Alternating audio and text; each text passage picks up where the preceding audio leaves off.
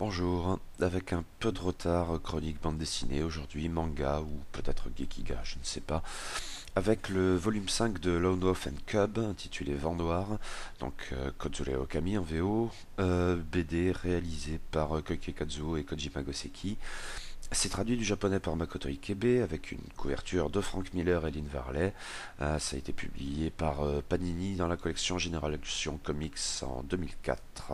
Et ça n'est pas paginé mais ça fait dans les 200 pages environ.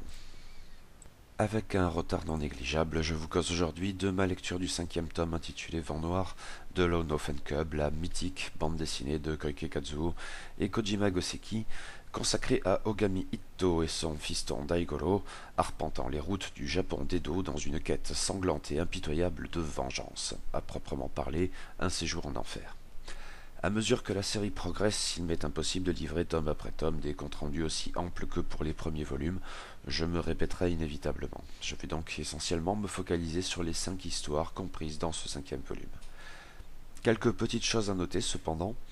Déjà, mon regard sur la BD n'est probablement plus tout à fait le même maintenant que j'ai vu les 6 films de la saga Baby Cart, adaptés du présent manga, et en rappelant que les 5 premiers piochaient dans les premiers tomes, ce qui inclut en fait celui-ci, outre qu'ils étaient scénarisés par Koike Kazuo lui-même.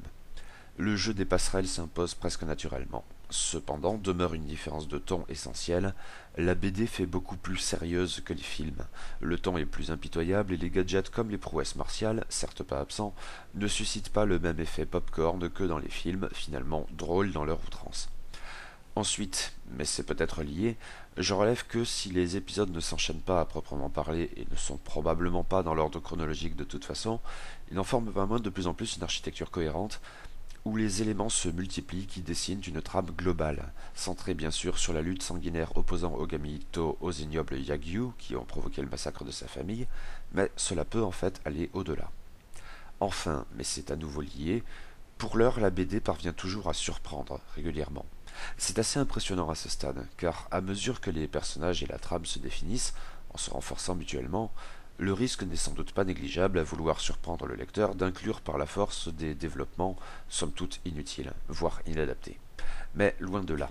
Dans le présent volume, cela concerne surtout les épisodes 26, donc le troisième du volume, Vent Noir donc, et 28, le cinquième, Les Fusils de Sakai, qui sont passablement étranges, mais aussi très réussis, et contribuent à relancer l'intérêt de l'ensemble, en contrastant avec d'autres épisodes, certes pas mauvais, mais plus classiques dans l'optique de la série.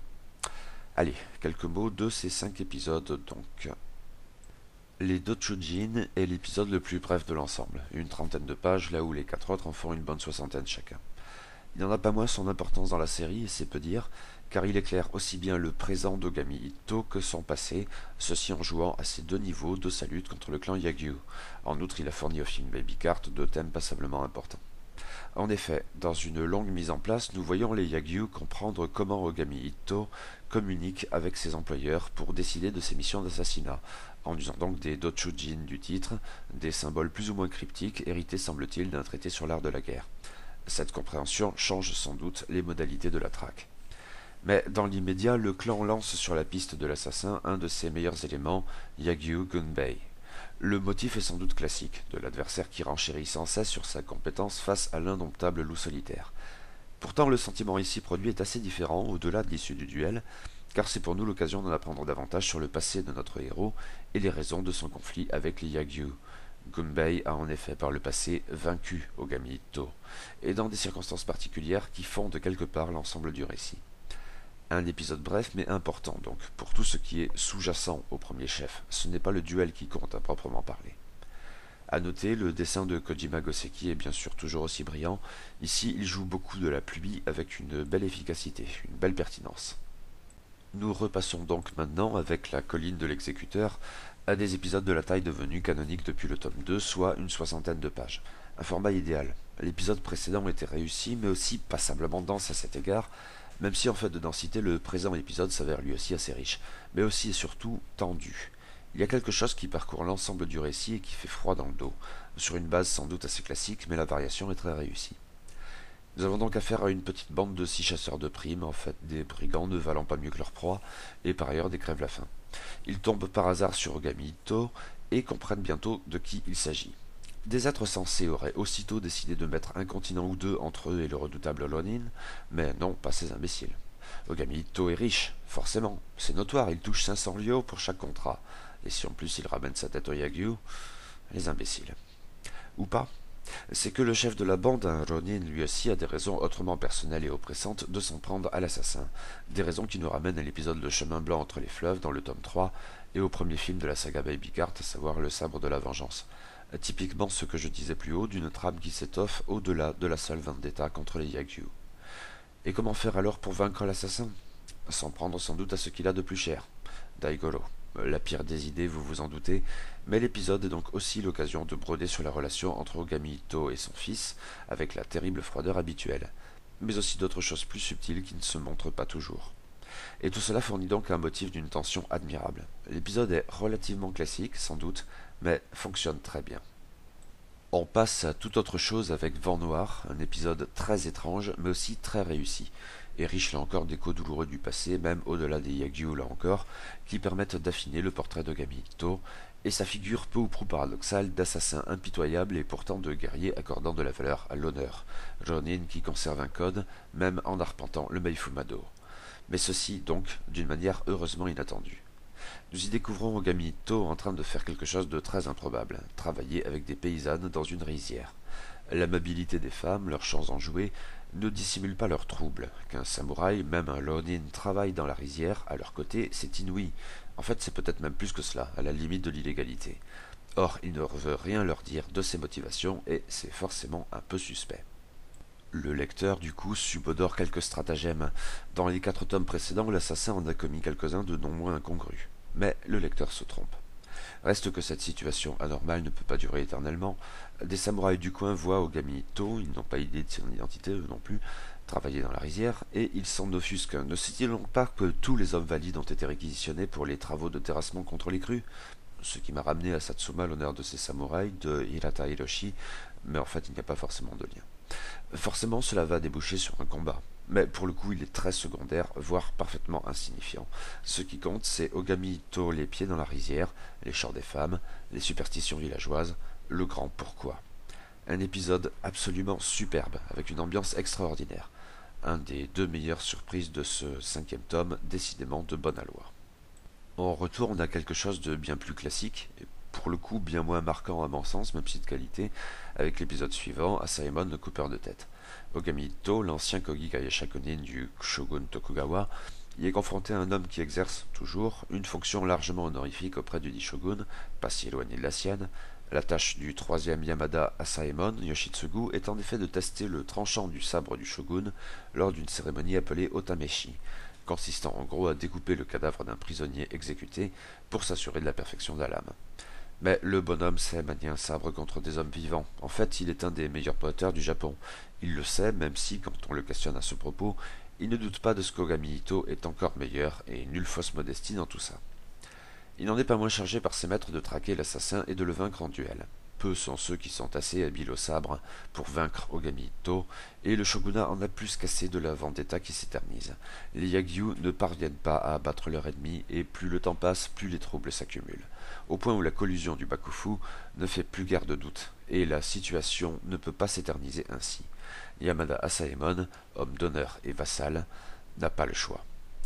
Mais les Yagyu sont toujours là, dans l'ombre, et voient dans cette sale affaire, qui témoigne toujours un peu plus de ce qu'ils sont dans les ennuis jusqu'au cou depuis qu'ils ont précipité la chute du clan Ogami, ils voient donc l'occasion de faire d'une pierre 2 coups. C'est que l'Otameshi les attire au moins autant que le poste de Kogikai Shakunin pour lequel ils ont massacré la famille d'Ogami Itto.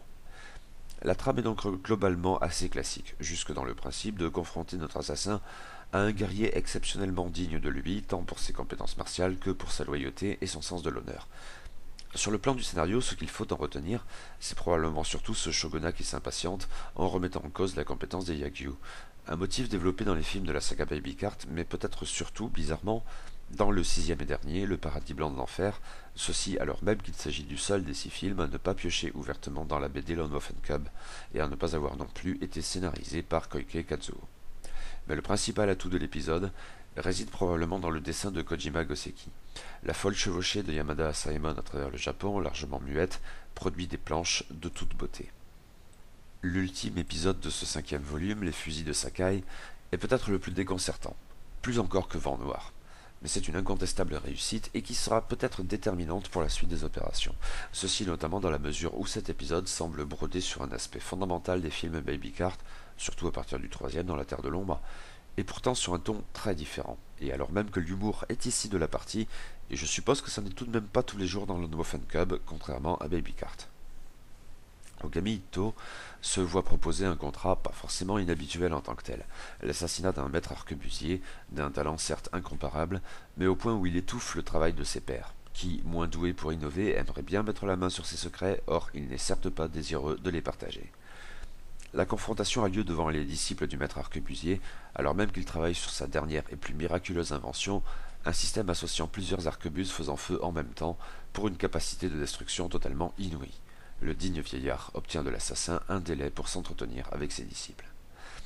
Et la scène est totalement folle, empruntant tantôt au dialogue philosophique, tantôt presque au vaudeville, tant la sévérité nihiliste du génial inventeur l'incite à tendre des pièges à ses apprentis, au point de la paranoïa pure et simple de part et d'autre. Derrière se profile un monde qui change. En fait, le Japon avait déjà changé à cet égard, depuis quelque chose comme un siècle ou un siècle et demi, avec l'introduction des arquebuses dans l'archipel par les marchands portugais. Je renvoie au chouette ouvrage La découverte du Japon, et notamment au Teppoki. L'arme s'était très vite diffusée, et Oda Nobunaga notamment en a fait l'usage que l'on sait. Le paradoxe de l'époque Edo, postérieure à cette diffusion, est peut-être d'avoir perpétué une anachronique tradition de dignes et stoïques sabreurs, alors même que la guerre avait évolué sans eux. Mais ces 250 ans de paix ont probablement retardé la prise de conscience à cet égard. Il y faudrait au moins les vaisseaux noirs du Commodore Perry. L'invention du maître arquebusier pourtant préfigure d'un futur de la guerre où les samouraïs n'auront plus leur place. Ogami Itto est assez lucide pour s'en rendre compte, et c'est contre la promesse d'hériter de l'invention, ou du moins de ses plans, qu'il a accordé un délai aux savants fous. Mais cette arme présage donc des guerres ultérieures. Dans son contexte, elle est à proprement parler ce que nous désignons parfois aujourd'hui du terme fort improbable d'arme de destruction massive, rôle jusqu'alors tenu par Ogami Itto lui-même et plus encore dans les films.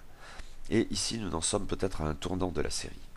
Mais où le parallèle avec les films Baby Cart s'impose. Les armes à feu jouent un rôle important dans cette saga, tout spécialement à partir du 3e film dans La Terre de l'Ombre, donc, avec son final à la Django, où la Daigoro mobile s'avère une putain de mitrailleuse. Un motif sans cesse repris dans les films suivants, jusqu'à l'abus et c'est peu dire dans Le Paradis Blanc de l'Enfer. Or, l'épisode Les fusils de Sakai se conclut sur Ogami Itto faisant bon usage des plans du maître arquebusier pour bricoler le landau de Daigoro. Ceci étant, la machine infernale de la BD n'est pas la très anachronique mitrailleuse des films, mais difficile de ne pas faire le rapprochement, c'est certain. Pourtant, le ton est très différent. Si la paranoïa du maître arquebusier martyrisant ses pauvres, plus ou moins pauvres, disciples a quelque chose de drôle, presque de bouffon, l'ambiance globale est autrement sérieuse, et les perspectives d'avenir des plus sombres. Rien à voir somme toute avec les gadgets popcornesques des films, les massacres dans la BD font mal, ici comme ailleurs. Il faudra donc voir ce que ça donnera par la suite, car je suppose que ce motif aura l'occasion de revenir. Bilan très favorable pour ce 5e tome.